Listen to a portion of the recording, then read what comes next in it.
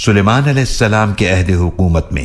اور سلیمان علیہ السلام نے کفر یعنی جادو نہیں کیا، بلکہ شیطانوں نے ہی کفر کیا۔ وہ لوگوں کو جادو سکھایا کرتے تھے، اور انہوں نے پیروی کی اس کی جو بابل شہر میں 2 فرشتوں ہاروت و ماروت پر اتارا گیا تھا، اور وہ دونوں کسی کو نہ سکھاتے تھے جب تک یہ نہ کہہ دیتے کہ ہم تو ہیں ہی آزمائش، پس تم جادو کے پیچھے لگ کر کفر نہ کرو۔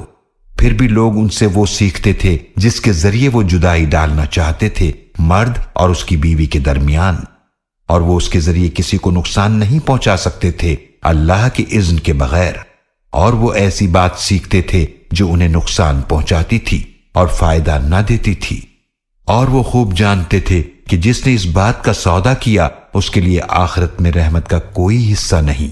اور بہت بری ہے وہ چیز جس کے بدلے انہوں نے اپنی جانوں کا سودا کیا۔